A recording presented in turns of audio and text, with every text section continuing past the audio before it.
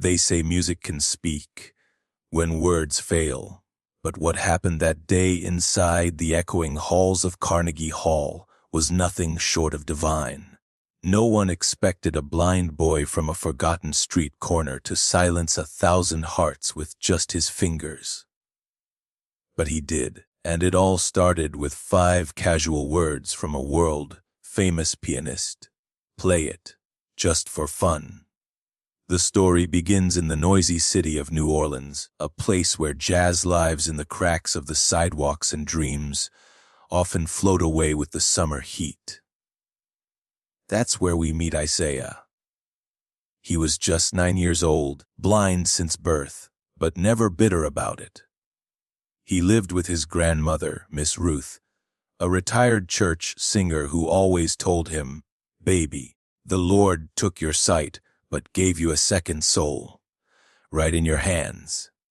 They lived modestly in a small one-bedroom apartment where the scent of cornbread and gospel music always lingered in the air. Isaiah never saw sunlight, but he saw the world in melodies. His fingers often fluttered across the old upright piano Miss Ruth had inherited from her grandfather. It was missing 2 keys, always a little out of tune, but it was the center of Isaiah's universe. He played not because he was told to, but because something inside him had to. By day, Miss Ruth worked odd jobs to keep food on the table. By night, she sat quietly in the rocking chair as Isaiah filled the room with his soulful improvisations. He'd never had a lesson, couldn't read sheet music, but somehow he played Bach, Beethoven, even bits of Stevie Wonder, just from listening. And when he didn't know what the song was, he'd make up his own. Music was his way of seeing the world. One afternoon, something unexpected happened. A local community center announced a charity gala for underprivileged children. A special guest would be attending, world-renowned concert pianist Julian Warwick.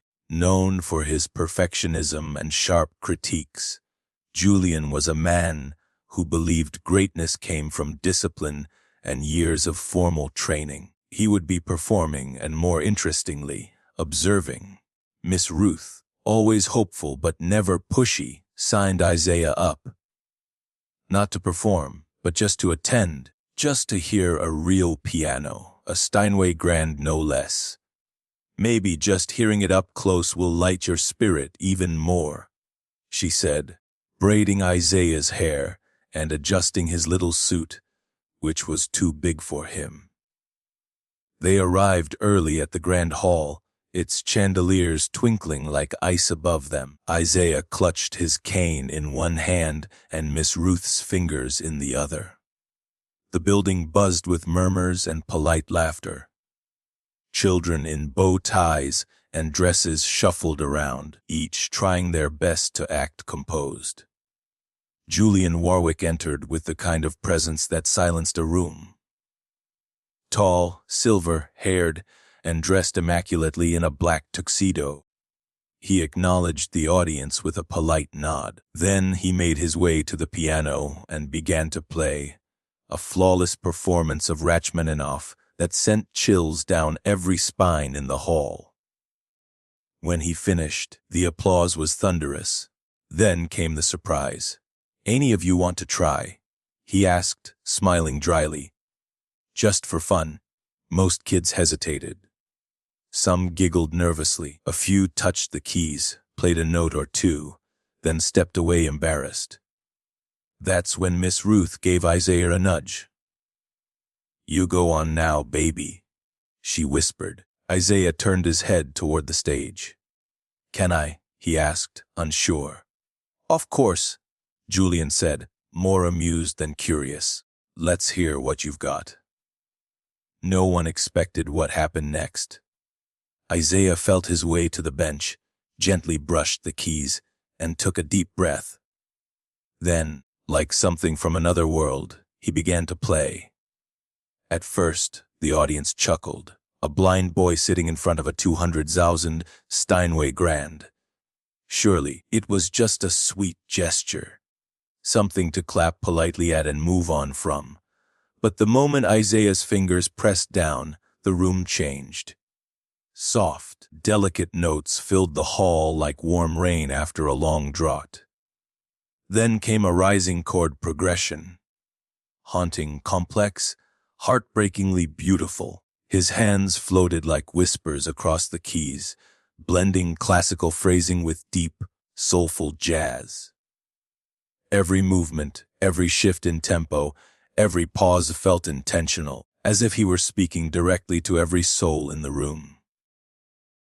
Julian Warwick's amusement faded instantly.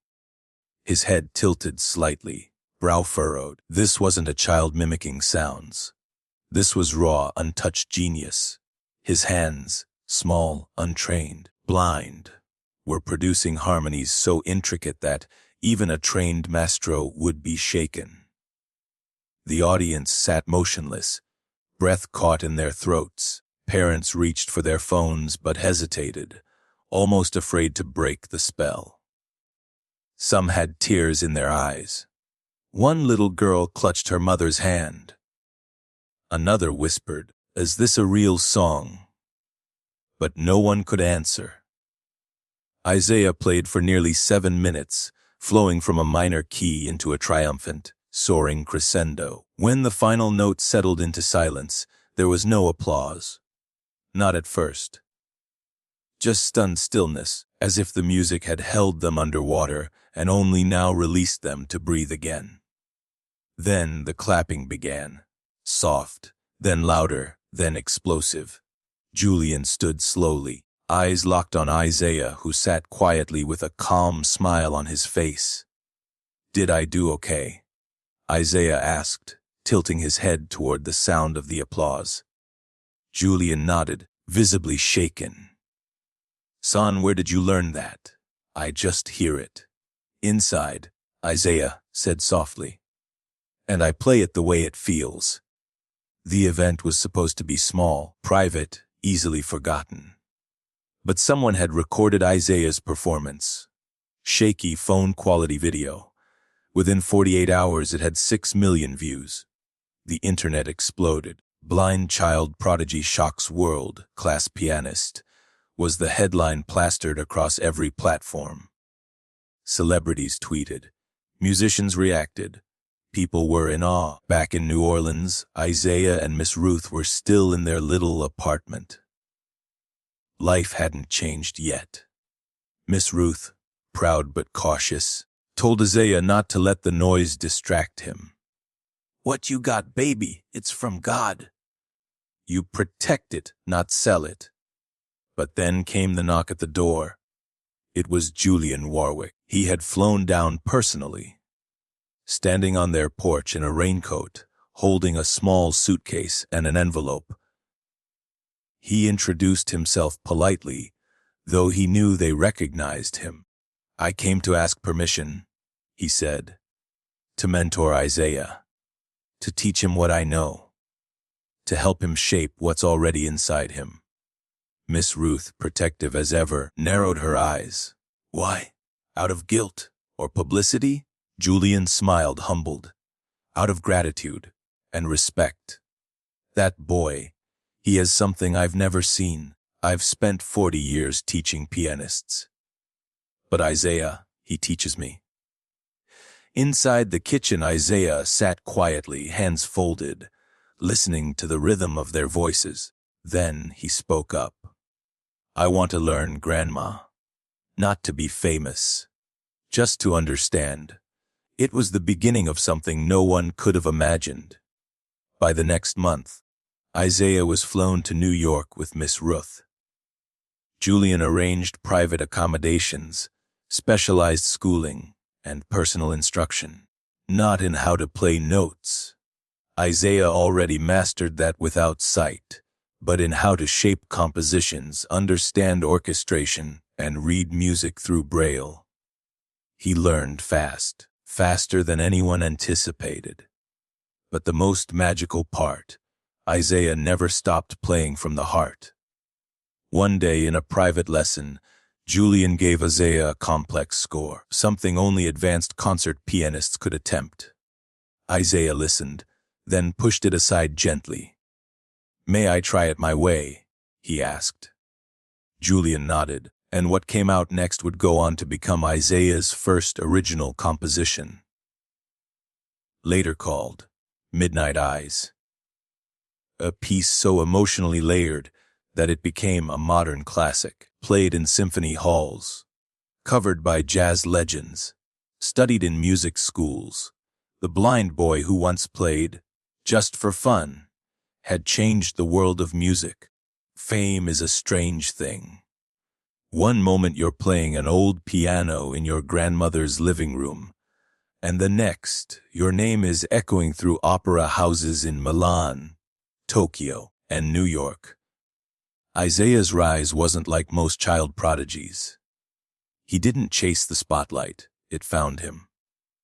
But not all that glittered was gold. As Isaiah's viral performance turned into worldwide acclaim, media outlets began circling like hawks. They weren't just interested in the music. They wanted a story, a hook. Blind, poor, black genius from the South. It made for good headlines. Too good. Miss Ruth began to worry. "They don't see you, baby. They see a headline," she warned him one night in the penthouse apartment provided by a foundation Julian partnered with. Isaiah didn't say much. He rarely did, but his music always spoke louder than any press interview. He performed at the Kennedy Center, the Royal Albert Hall, and even for the President of the United States. Standing ovations followed him like shadows. Yet, every time he sat at the piano, he still imagined his grandmother's tiny living room and that old upright missing two keys. Julian, meanwhile, was both proud and protective. He shielded Isaiah from exploitative contracts, helped him build a trust fund, and insisted that he continue his education, not just music, but literature, philosophy, history. "If you're going to play the soul of the world," he said, "you need to understand its pain and beauty." But pressure began to build. At just 12 years old, Isaiah was being called the voice of a generation. Critics debated whether he was better than Mozart at that age. There were arguments, think pieces, jealousies, a child genius in a world of grown-up expectations. Then came the Carnegie Hall debut. Isaiah was scheduled to perform a full concert. His compositions, no backup, no breaks. It was the most prestigious venue in the world. Tickets sold out in minutes. The hall buzzed with anticipation. Musicians, celebrities, journalists all packed into the gold-accented room. It was supposed to be his crowning moment. But just an hour before the show, backstage in the dressing room, Isaiah froze. He sat at the practice piano, fingers limp. Miss Ruth leaned in concerned. "What's wrong, sugar?" "I can't feel it," he whispered. "It's like the music's gone." Julian entered the room just in time to hear that. He crouched beside him. "You're nervous. That's normal." Isaiah shook his head. "It's not that. I feel like I'm playing for them now. For claps. For praise. Not for me. Not for you, Grandma. Not for God. It's noise." It was a moment of truth. All the adoration, all the acclaim. It had crowded the very thing that made Isaiah special. He didn't play for attention. He played to see the world through sound, and somewhere along the way, that world had grown too loud. Miss Ruth sat beside him, took his hand. "Then don't play for them, baby. Play for the boy you used to be, the one who sat on a milk crate and played like the sun was listening." Isaiah's lips trembled. "What if I forget how?" Julian stood, stepped aside, and gave him space. "Then make something new," he said. "That's what you've always done. That night, Isaiah walked on stage to thunderous applause. He sat at the Steinway, hands resting on the keys. The lights were hot, the silence thick. The world watched. He took a deep breath and began to play. But not what was expected, not the rehearsed set list, not the viral hits or the classical tributes. Instead, he played something raw, something unfiltered, a piece no one had heard before. It was jagged at first, a little unsure, then it unfolded like a confession. Sad, hopeful, angry, and soft. Like the sound of a boy walking home through broken streets. Like the whisper of dreams too big for their neighborhood. Like love and fear in the same breath. By the end, half the room was in tears. Isaiah stood, bowed, and simply said, "That was for me." Then he walked off stage. The reviews were unlike anything the world had written before. Not because of technical mastery, but because people felt something. It reminded them why music matters, why genius isn't about applause, it's about truth. From that night on, Isaiah changed how he performed. Fewer concerts, more intentional ones. He started a music program for blind and disabled children back in New Orleans. Miss Ruth helped run it. Julian taught master classes there, humbled to be part of something purer than any stage. Isaiah remained humble, kind, quiet. But every time he played, people listened, because they weren't just hearing music anymore. They were hearing his soul. Years passed. Isaiah grew into a quiet young man, tall and graceful, always carrying the same humility he had as a child. The world had tried to define him, brand him, shape him into a product. But he refused. His heart and his music remained unbought. His compositions were now studied in schools. His name appeared next to giants, Chopin, Debussy, Coltrane.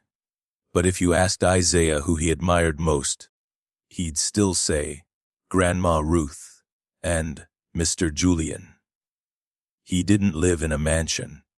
He chose a modest home near the Bayou, walking distance from the music center he founded, the Midnight Eyes Institute for Musical Expression. It had no uniforms, no required grades. Only one rule: play from the inside out.